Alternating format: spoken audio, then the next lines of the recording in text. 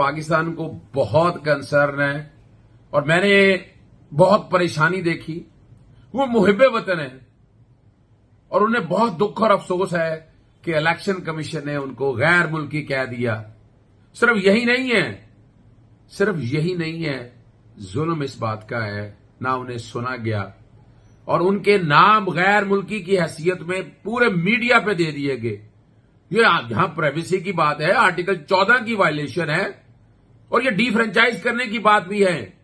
پہلے ان کا ووٹر کا رائٹ ایک طرح سے چھین لیا گیا اور اب یہ والا کام یہ بیسیکلی ڈیفامیشن ہے.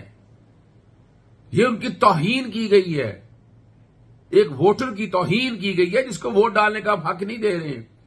آرٹیکل 10A کی وائلیشن کی گئی ہے. ڈیفامیشن کا نوٹس ان کی ہدایات پہ تیار ہو رہا ہے اور آج انشاءاللہ الیکشن کمیشن کے ممبران اور چیف الیکشن کمیشن کو ڈیفامیشن کا نوٹس جاری کر دیجیے گا. اور یاد رکھیے گا یہ چھپ نہیں سکیں گے. یہ میں نے الیکشن ایکٹ 2017 سامنے رکھا ہوا ہے اور اس کا سیکشن ہے 237 جہاں protection of action taken in good faith کی بات ہے. تو یہ 237 کا بھی ان پہ اطلاق نہیں ہوگا. وجہ کیا ہے؟ آرٹیکل 9 کی وائلیشن, آرٹیکل 14 کی وائلیشن, آرٹیکل 4 کی وائلیشن, آرٹیکل